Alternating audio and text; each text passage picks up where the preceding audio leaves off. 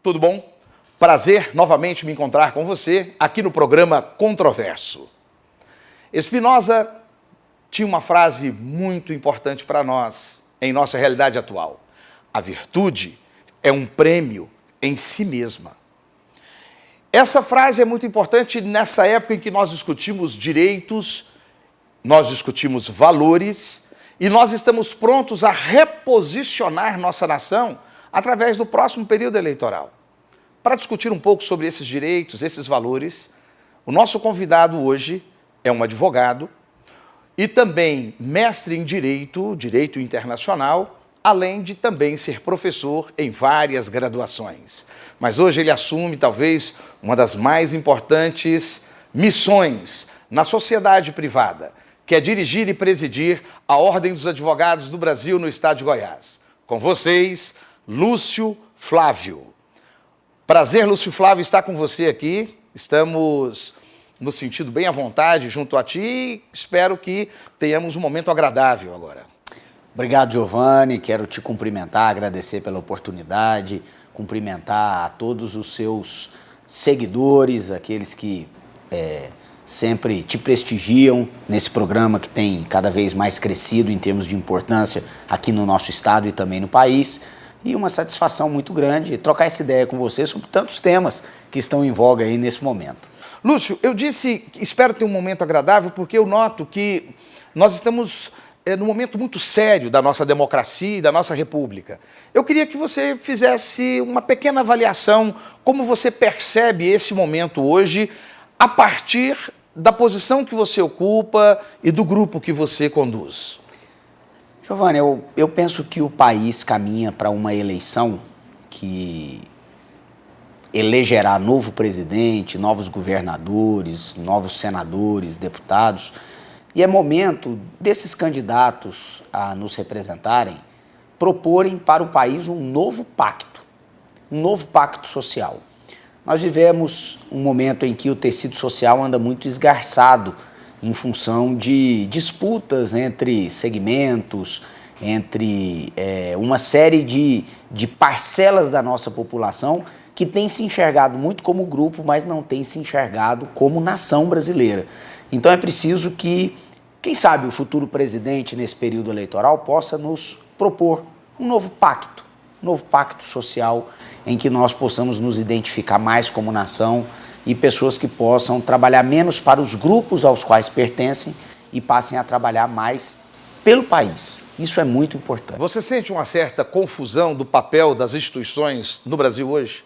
Hoje o que nós temos é como eu falei, a sociedade tem o seu tecido hoje bastante esgarçado, porque o que nós vemos são grupos de interesse. Servidores públicos, negros, mulheres, cotistas, cada um puxando para o seu interesse próprio.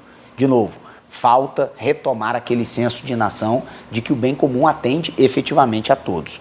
Por outro lado, além dessa parte que acomete a sociedade, nós temos também hoje uma democracia bastante desequilibrada, na medida em que a tripartição dos poderes, os freios e contrapesos no país não estão funcionando.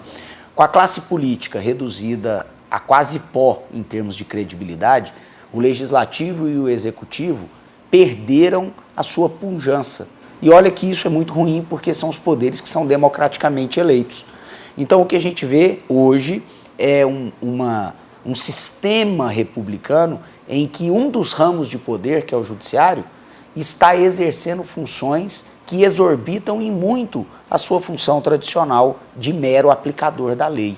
E quando eu digo mero aplicador da lei, não quer dizer que essa seja uma função pequena, muito ao contrário. São os limites. É uma função muito nobre, mas ela precisa se circunscrever a ela.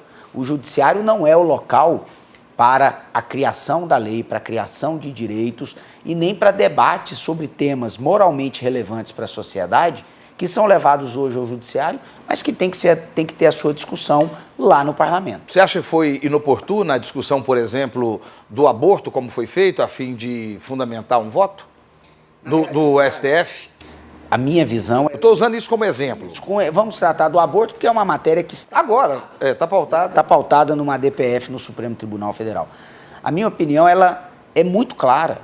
essa matéria, em hipótese alguma, deveria estar sendo discutida no Supremo Tribunal Federal ou em qualquer foro judicial.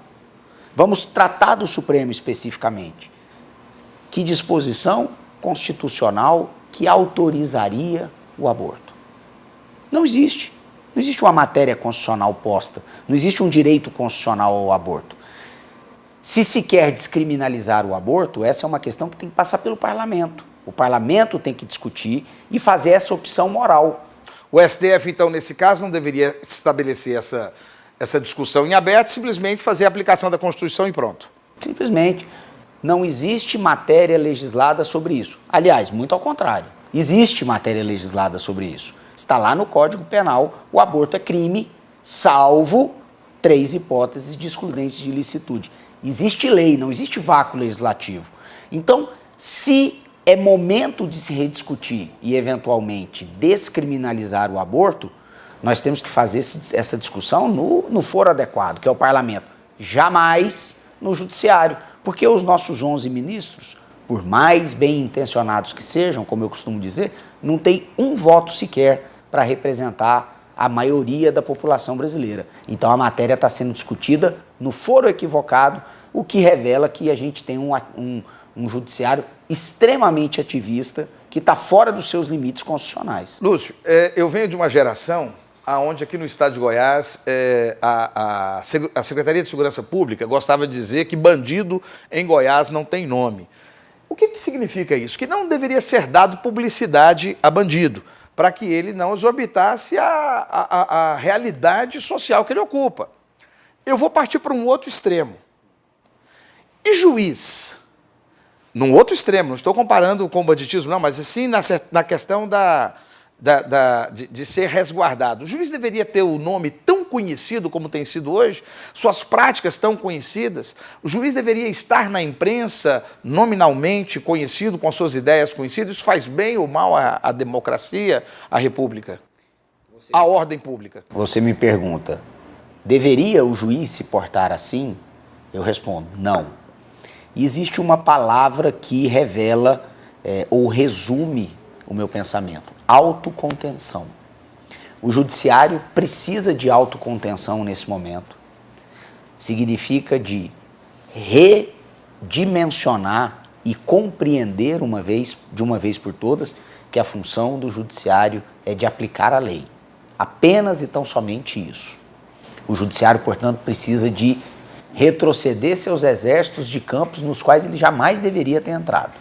Segundo ponto, juízes e promotores, como agentes aplicadores da lei que são, também precisam de autocontenção, discrição, serenidade, imparcialidade e não excesso de exposição em mídia, sejam mídias sociais, sejam mídias públicas mesmo, imprensa, televisionada, escrita, etc. Por quê? Porque isso não faz bem para essa função ou esse ramo dos poderes da República, que é o poder judiciário. Então a palavra de ordem, na minha visão como cidadão e como advogado, para o judiciário deveria ser autocontenção e autolimitação. Essa autocontenção do judiciário, você crê que no momento em que o judiciário começa a se exacerbar, ele começa a colidir com a advocacia, quando a advocacia ela tem sim essa característica de fazer expressa e de forma aberta a defesa do munus que ele tem de proteção do indivíduo. Você acha que, de alguma maneira, o judiciário acaba colidindo com a advocacia? Não sei se a palavra... Em razão dessa imagem, em razão do resguardo da imagem das instituições. Eu acho que a palavra colidência não é a correta, mas quem tem condições de melhor enxergar essa realidade, esse desvirtuamento, esse exacerbamento de atividade jurisdicional e expressar isso em palavras claras para a sociedade é a advocacia. Então, o que nós temos hoje, como estamos discutindo aqui desde o início, é um judiciário que transborda constantemente seus limites, ao que nós costumamos denominar de ativismo judicial. E quem, se não a advocacia, para denunciar esse ativismo e dizer para a sociedade, olha, o judiciário está exacerbando as suas funções e está indo muito além do papel que a Constituição reservou a ele. O judiciário está resolvendo dilemas morais importantes da nação via decisão judicial, legislando autenticamente em termos de decisão judicial, quando essas questões deveriam estar submetidas ao parlamento. E você poderia até perguntar, mas por que deveriam estar submetidas ao parlamento? Porque o parlamento é um instrumento representativo por intermédio do qual a sociedade expressa a sua vontade enquanto maioria. Por isso que nós temos o voto e por isso que de 4 em 4 anos, aquele representante do povo tem que voltar ao povo e pedir um novo mandato. Se aquele representante se afastou da agenda que o seu eleitor entendia que ele deveria ter seguido, ele não vai dar o voto. Aquele político, ele vai ser substituído por outro que mais rente esteja à vontade do eleitor. Isso não acontece no judiciário. O judiciário ele não presta contas à sociedade nesse ponto, exatamente porque o mecanismo de ingresso nesse poder não é pelo voto, é pelo mérito e pela técnica.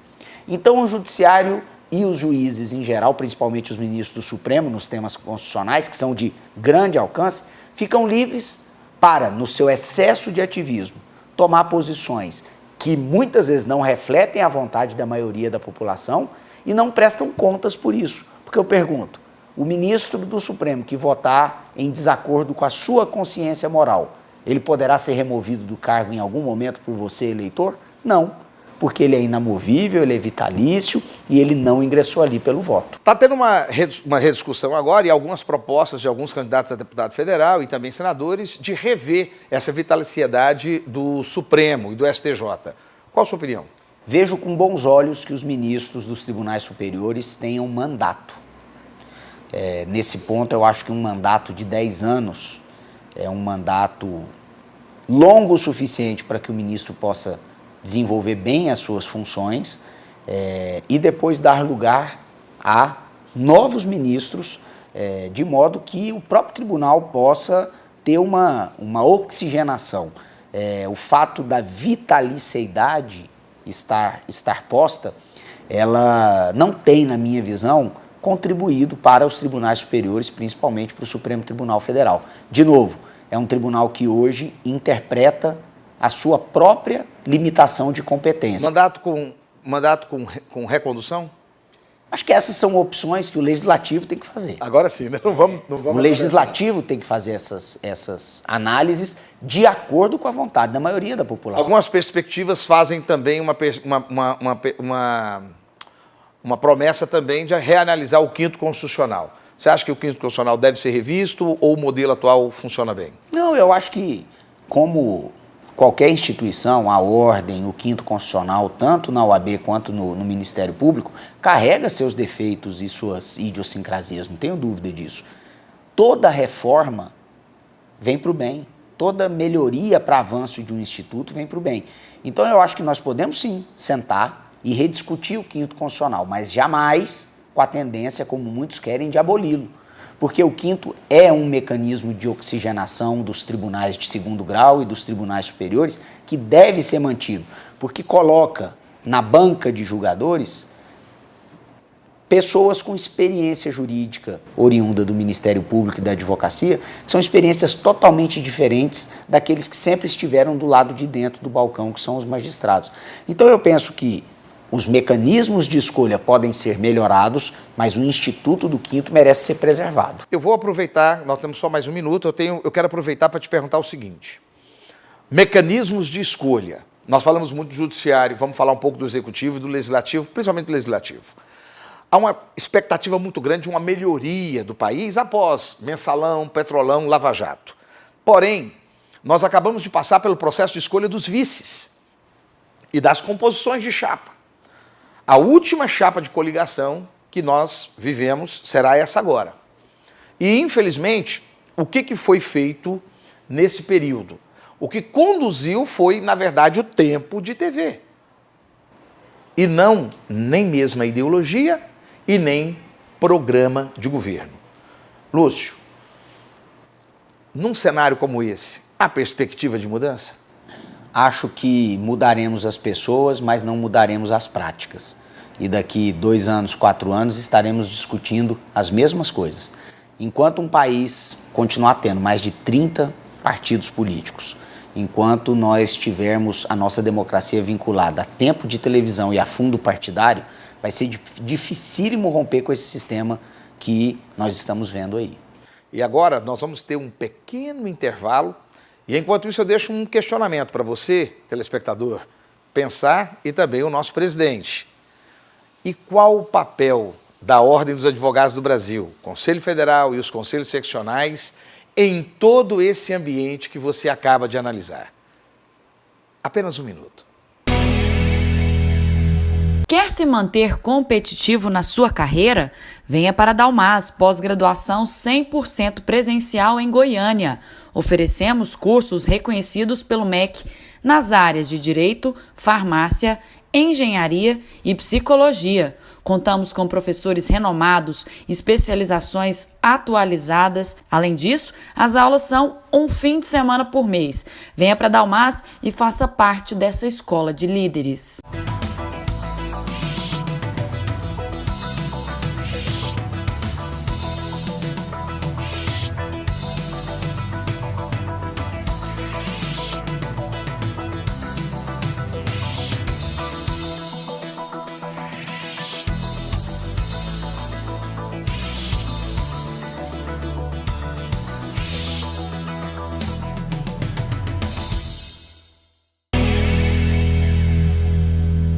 Estamos de volta ao programa Controverso, Giovanni Bueno, recebendo hoje Lúcio Flávio, presidente da Ordem dos Advogados do Brasil. Lúcio, eu deixei uma pergunta para você quando nós saímos. E qual o papel da Ordem dos Advogados do Brasil, tanto o Conselho Federal como o Conselho Seccional, em todo esse panorama que você trouxe em relação ao Poder Legislativo, Executivo e também o Judiciário? Acho que o grande papel da Ordem, e que aqui em Goiás nós temos exercido de maneira muito responsável, mas também muito contundente, é de ser a voz da cidadania. O advogado é aquele que leva a pretensão do cidadão para ser decidida perante um poder da República, que é o Judiciário, representa os seus interesses. Então o advogado ele já é formatado para levar o direito do cidadão individual ao judiciário. A Ordem, enquanto instituição, ela faz a mesma coisa, mas ela leva os direitos da coletividade, ela é a voz da coletividade. Porque não raro acontece, e isso nós estamos percebendo hoje, que os poderes da República, mesmo os democraticamente eleitos, se descolam da realidade. E ao se descolarem da realidade, deixam de ter representatividade e passam a gerir para si e não para o povo.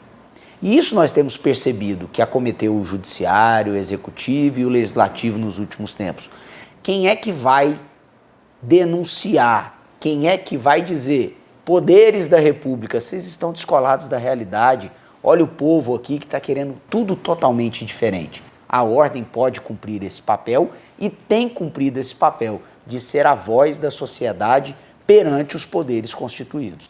Quando a OAB foi pensada, ela faz um serviço que é público, mas de maneira privada. O legislador ele já imaginava essa necessidade de desvincular do poder público para que pudesse questioná-lo? Eu penso que não, mas eu acho que isso foi naturalmente acontecendo com o passar do tempo. A OAB nasce como uma instituição que tinha como função regular a profissão.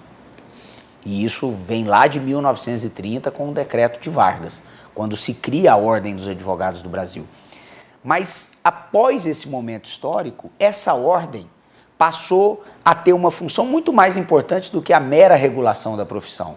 A ordem começou, por natureza dos que a compõem, que são os advogados, de vocalizar a voz da cidadania, de defender o direito de defesa, de defender a democracia. E essa defesa da democracia, por exemplo, ela não vem só do regime militar, quando a gente fica muito apegado a 64. Essa defesa começa no próprio regime Vargas, na década de 30, quando advogados importantes já defendiam que a sociedade brasileira precisava de retomar o curso democrático, Porque Vargas toma o poder numa revolução, que na verdade foi um golpe de Estado, e institui uma ditadura e depois o regime do Estado Novo, sempre de maneira não democrática. Então, esses soluços, digamos assim, da democracia brasileira, com várias interrupções e vários golpes, sempre recebeu da OAB o socorro da defesa da volta da normalidade institucional. Então, isso data de 30. Então, nós estamos em 2018, então nós temos aí quase 100 anos de uma instituição que vive em função da democracia. Interessante, Lúcio. Dois cenários. Primeiro cenário que eu queria ver com você, que tem a ver com aquilo que você está trazendo para nós. Tem a ver com a discussão do criminalista Alberto Toron, feita agora recentemente, eu acredito que em abril desse ano, quando ele diz que o presidente Lamáquia, ele diz que a OAB se acovardou. Ele diz isso naquele cenário em que houve uma série de especulações em relação ao Ministério Público Federal e também ações da Polícia Federal contra a advocacia. E a OAB, no entendimento desse criminalista, acompanhado de outros criminalistas, entenderam que houve um distanciamento da OAB Federal do Conselho Federal. Naquela oportunidade, o Conselho Federal, o presidente Lamáquia, ele colocou que não é função da OAB a defesa dos clientes. Essa confusão hoje, você acredita que a sociedade consegue entender essa distinção quando a OAB, por exemplo, ela está no meio de uma dicotomia entre os valores sociais que precisam ser defendidos e, ao mesmo tempo, a advocacia pretende questionar a advocacia, não só a advocacia individualmente exercida, mas algumas associações de advogados, direitos desses constituintes como sendo absolutos. Isso não soa estranho para a sociedade? E não macula a OAB? Giovanni, a gente tem que entender o seguinte, que o Estado pretende aplicar uma pena a um cidadão. Mas ele só pode aplicar essa pena de maneira legítima se esse cidadão se submeter ao devido processo legal. E para ter devido processo legal, é preciso ter contraditório e ampla defesa. Quem garante o contraditório e a ampla defesa é o advogado. O advogado não vai a juízo necessariamente para pedir a inocência daquele que praticou o crime, mas para ser o guardião das suas garantias fundamentais, garantir o devido processo legal. Até para que a sentença que o Estado juiz aplique seja legítima dentro do sistema democrático. É isso que significa Estado de Direito. O Estado se submeter às suas próprias leis. E quem garante que o Estado vai se submeter às suas próprias leis é o advogado no exercício do seu ministério privado de defesa de acusados, por exemplo, em processo penal. Muito bem, esse é um ponto. Quando as garantias individuais de defesa de um cidadão são violadas pelo Estado, é preciso que o seu advogado atue de maneira independente e denuncie. Para o advogado denunciar de maneira independente, intimorata, essa violação, ele tem que ter as suas prerrogativas profissionais preservadas. E é aí que entra a ordem. A ordem, ela protege as prerrogativas do profissional para que ele, por sua vez, possa bem defender os interesses do seu constituinte. Aonde está a confusão? Alguns advogados, e esse colega que você mencionou, realmente disse o que você disse, eu não compartilho da opinião dele. O que ele está exigindo é que a OAB defenda os direitos do seu constituinte. Isso é função dele. Ele que tem que manejar os habeas corpus, ele que tem que alegar as nulidades, ele que tem que manejar os recursos em sentido estrito, apelações e mandados de segurança, se necessário for, para fazer cessar a violação ao direito individual do seu cliente. Essa é a tarefa dele. É para isso que o advogado existe. A OAB entra se esse advogado, ao tentar fazer isso, tiver a sua prerrogativa violada. E não é isso que aconteceu. Os advogados dessas operações famosas, da Lava Jato, etc., têm as suas prerrogativas preservadas. Eles estão insatisfeitos com o quê? Com a forma que o judiciário tem julgado os seus clientes. Mas isso não é matéria para a OAB, isso é matéria para recurso, isso é matéria para sustentação oral. É a função precípua dele. E a OAB não tem que entrar nisso. Agora, o dia que o advogado estiver numa audiência e o direito de perguntar, o direito de contraditar uma testemunha, o direito de se fazer presente num depoimento, for coartado, for proibido pelo juiz, aí a OAB entra, porque aí nós estamos no plano da prerrogativa profissional. Deixa eu colocar um outro panorama para você. Nos anos 60, dos anos do governo militar, de 60 até o final dos anos 70, nós tivemos uma participação clara da OAB confrontando exatamente os direitos e garantias individuais. Os anos 80, nós tivemos a redemocratização, o clamor por voto universal, secreto. Nós tivemos também a liberdade de expressão como um alvo de trabalho da Ordem dos Advogados do Brasil. Nós tivemos, durante a discussão constitucional também, uma participação de uma série de dispositivos que viabilizassem a estrutura da Constituição Cidadã.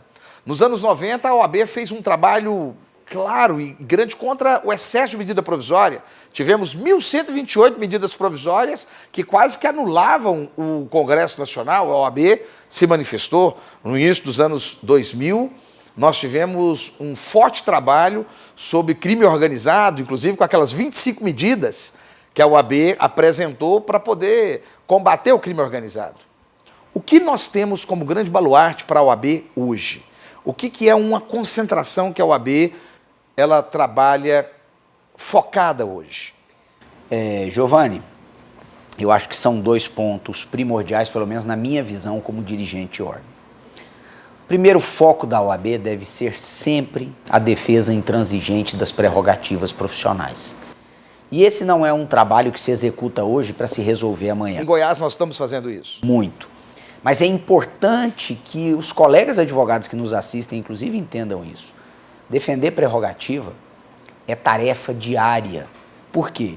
Porque o enfrentamento do poder estatal, quem o faz é o advogado. Então, nenhuma autoridade investida de poder estatal gosta de ser questionada, gosta de ser limitada, gosta de ser criticada. E é o advogado que faz isso. Então, o atrito, e para o atrito se tornar violação de prerrogativa, é um passo. Então, é muito provável que todos os dias nós tenhamos violações a prerrogativas e que todos os dias a OAB tenha que lidar com isso de maneira muito enérgica e nós estamos fazendo. Certo. Esse é um ponto. Agora, essa eu poderia dizer que é uma atuação da ordem para dentro da ordem, para proteger a advocacia e as prerrogativas do advogado. Mas a OAB também ela tem uma função muito importante na defesa da sociedade. E aí nós temos um país que vive um momento tal de turbulência que as necessidades são inúmeras. A OAB poderia ou deveria sair por aí defendendo tantas e tantas pautas importantes para a sociedade. Mas hoje eu, como dirigente de ordem, tenho uma visão. A OAB precisa se manifestar, a OAB precisa pontuar o seguinte, que a Constituição traz um balizamento para a atuação do Poder Judiciário e que o Judiciário tem que atuar dentro desse balizamento. Eu acho que um dos principais problemas que nós vivemos hoje na nossa República é o ativismo do Judiciário invadindo instâncias democráticas típicas do Executivo e do Legislativo, e é a Ordem dos Advogados do Brasil a instituição com mais condições de alertar, de criticar, de se posicionar, dizendo isso. Judiciário, volte para o seu leito normal. E essa é uma visão que eu acho que é de grande alcance pelo seguinte. Democracia, a gente tem uma fórmula na Constituição. Estado democrático de direito. O Estado democrático porque o povo é regido por leis que ele próprio estipula mediante seus representantes. E é de direito o Estado democrático porque o Estado que deita a lei, ele tem que obrigatoriamente cumprir a lei. Agora, o que a gente vê hoje? Um sistema antidemocrático por parte do Judiciário que se roga a possibilidade de fazer leis sem ter mandato para tanto. E você citou um exemplo, aborto, vai ser discutido no Supremo e não tinha que estar lá. Vou te citar outros exemplos, prisão em segundo grau, matéria legislada pelo Supremo, discussão sobre foro privilegiado, matéria legislada pelo Supremo e tantas outras. tantas e tantas e tantas outras. Isso é preservar a democracia. Quando você coloca o judiciário de volta para o seu leito de aplicador da lei, você está defendendo a democracia. Então também agora, a OAB luta pela democracia. Se antes lutava contra os coturnos, hoje talvez lute contra a toga. Presidente, interessantíssima sua análise e gostaria de fazer uma pergunta para o senhor. Uso de armas por advogado. O direito ao porte de arma que está sendo discutido em vários grupos de advogados e que agora passa já por uma análise na Câmara Federal. Qual a sua opinião? Isso traz paridade entre advogado, Ministério Público e juiz? O ponto não é esse. Eu acho que você defender porte de arma para advogado, para ele ter paridade com outras carreiras, é um argumento errado para defender o que é certo. O que nós percebemos hoje, Giovanni, o Estado tem uma função precípua, dar segurança. Aliás, isso faz parte do pacto social que nós temos. Eu abro mão da minha liberdade de fazer justiça com as próprias mãos para entregar para o Estado me dar segurança, me dar paz. A partir do momento que o Estado não consegue se desincumbir dessa função, eu tenho que ter o direito de preservar a minha vida, da minha família e a minha propriedade. O Estatuto do Desarmamento, o que ele fez? Ele desarmou o cidadão de bem e armou, como sempre, o bandido. Porque o bandido, ele vai estar armado sempre. Agora, a diferença é que o bandido tem certeza que o cidadão de bem vai estar desarmado. Então, ante a falência do nosso sistema de segurança, eu penso que o Estatuto do Desarmamento prestou um desserviço, porque o cidadão que vai numa fazenda, um bandido que vai assaltar uma fazenda, ele tem a convicção de que aquele cidadão dono daquela fazenda está desarmado. Então, ele se motiva a praticar o ilícito que talvez ele não praticasse se ele soubesse que aquele cidadão está armado até os dentes para recebê-lo na agressão ao seu patrimônio. E assim o mesmo raciocínio para mim vale para a advocacia.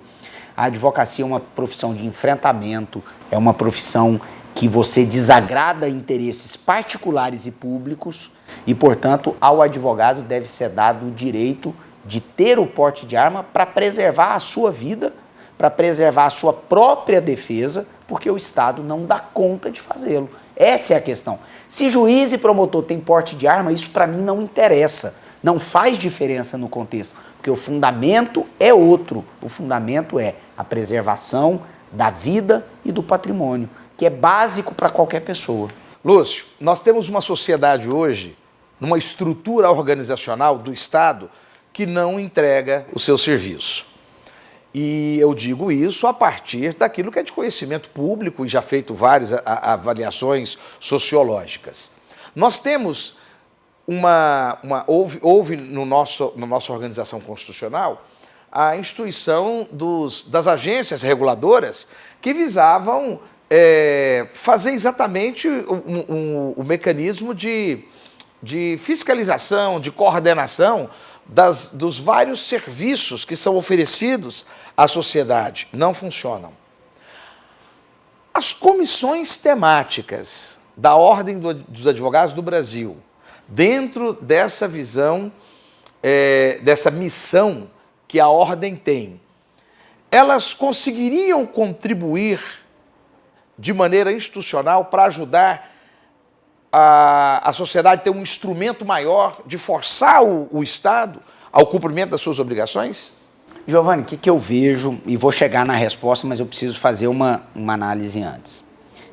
O Estado cresceu demais no Brasil e a iniciativa privada está sendo cada vez mais soterrada numa montanha de legislações, de agências, de secretarias, etc. O que nós precisamos hoje? Menos Estado em todos os pontos e mais iniciativa da sociedade. O que é a OAB? Se não uma instituição que representa a sociedade e que vai ao poder constituído, ao Estado, e diz isso está errado, isso está certo, isso precisa ser feito melhor assim ou melhor assado. Então a OAB é uma das mais bem-sucedidas instituições de caráter privado que vocaliza o que a sociedade quer. Então, o que eu penso é que sim, as comissões podem cumprir esse papel, mas podem cumprir muito bem esse papel de mostrar para o Estado que o Estado tem que começar a se retirar de espaços que são reservados ao cidadão, à vida privada. Vamos deixar para as igrejas, vamos deixar para os colégios, vamos deixar para as associações de bairro, vamos deixar para os sindicatos, vamos deixar para a Ordem dos Advogados do Brasil, para esses pequenos pelotões que agregam a cidadania, resolver os seus próprios problemas, porque eles resolvem muito melhor do que o Estado que está distante, que está longe. E como eu falei no início da nossa conversa, é que nós rediscutamos o pacto social. Você é a favor, então, desses conselhos de gestão participativa? Claro. Foi tentado implantar? Desde que nós tenhamos uma efetiva participação da cidadania local, do quarteirão, do bairro, do setor, da cidade, mas sempre focado na iniciativa do cidadão e não decisões de cima para baixo. Por que sociedades como os Estados Unidos da América e a Inglaterra têm um grau de civilidade espetacular e já há muitos anos? Porque lá as suas decisões são de baixo para cima e não de cima para baixo. Aqui no país nós continuamos insistindo, com excesso de leis, excesso de Estado, decisões tomadas via planejamento de alguns poucos luminares que nunca dão certo. Lúcio, eu quero sair agora desse plano político, desse plano institucional da OAB. Eu queria falar um pouco sobre a sua experiência pessoal. Você é uma pessoa muito bem fundamentada. Você investiu muito no seu próprio conhecimento. E também são anos como advogado e também anos lecionando. Isso traz uma certa veemência. Essa veemência sua, muitas vezes, isso eu falo agora a pessoa do Lúcio, né? Essa veemência, muitas vezes, algumas pessoas que lhe contestam trazem como sendo uma imposição pessoal sua. Você é uma pessoa com dificuldades de ouvir a outra pessoa ou é alguém muito bem fundamentado nas suas opiniões? Nem uma coisa nem outra. Eu procuro, como hoje presidente da Ordem, escutar o máximo e tomar posições que sejam o melhor para a instituição, né? Agora, de fato, a veemência, a forma, às vezes, um pouco mais inflamada de expor o pensamento, isso se deve ao treino da profissão. O advogado é assim. O advogado ele é inflamado, o advogado ele postula de uma maneira diferente. Mas isso não traz qualquer característica de autoritarismo, muito pelo contrário.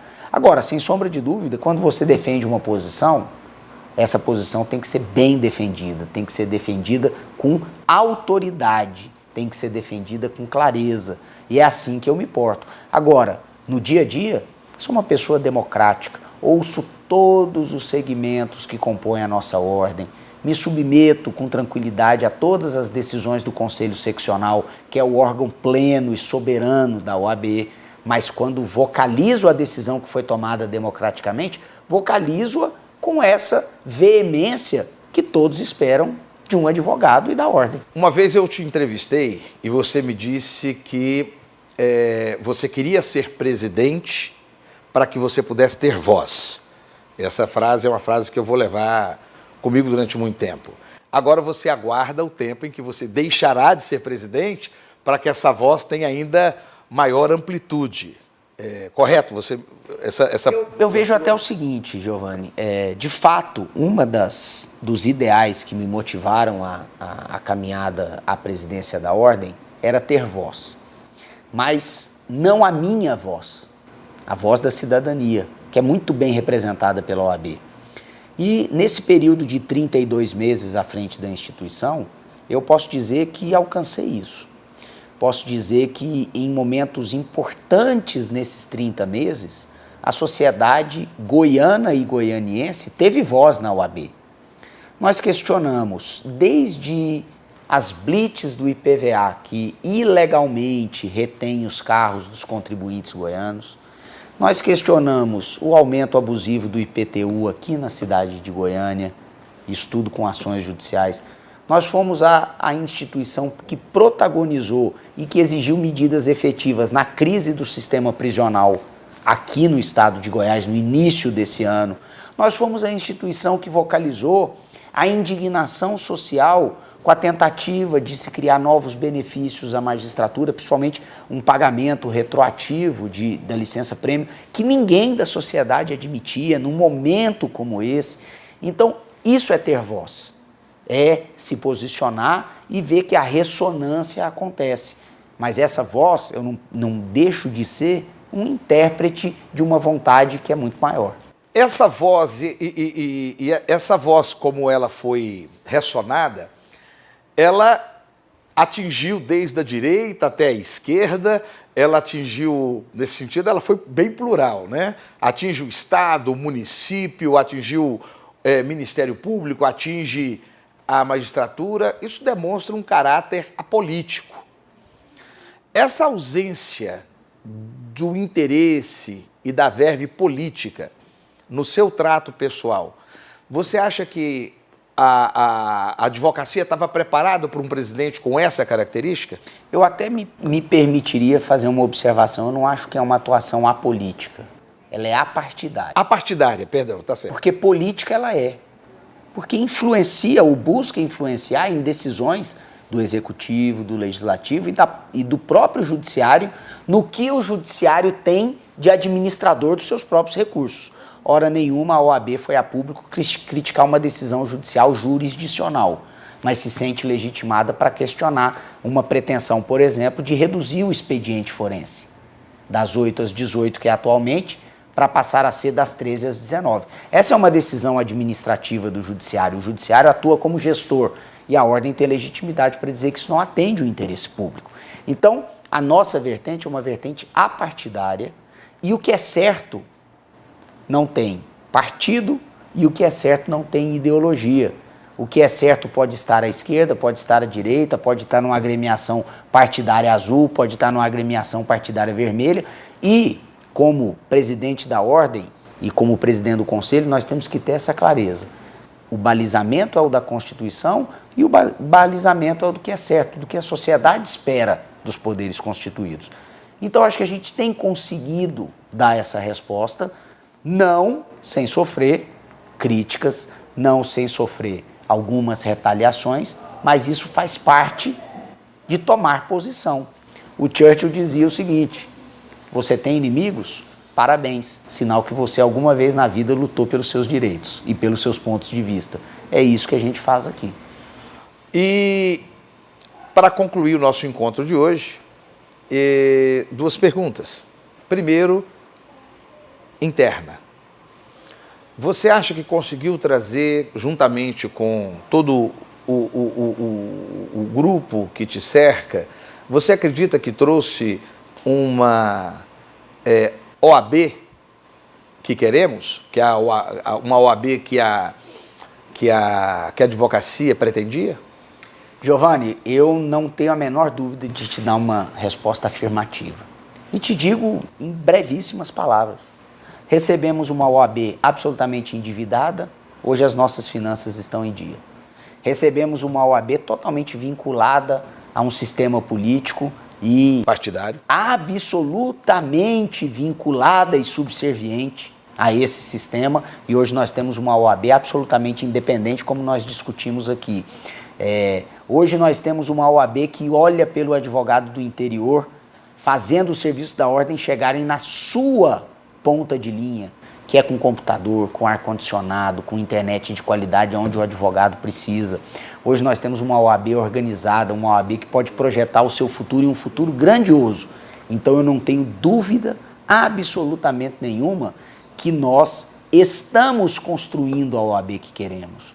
Mas aí eu costumo dizer o seguinte: nós não precisamos só analisar a fotografia. A fotografia do momento é muito boa, muito positiva. Se nós tirarmos a fotografia desse momento, nós vamos ver que em todos os fundamentos de gestão nós avançamos. Só que mais importante do que a fotografia é a direção que nós estamos seguindo. A direção de sair de um momento institucionalmente muito ruim e estar reposicionando a ordem em termos de sociedade, de finanças, de administração, de respeitabilidade, que eu acho que ninguém nega. E aí a pergunta é, nessa direção que é de círculo virtuoso, nós ainda temos muito a avançar, nós ainda temos muito a fazer. E agora nós temos os fundamentos bem colocados para que esse avanço seja ainda maior do que aquele que nós já conseguimos.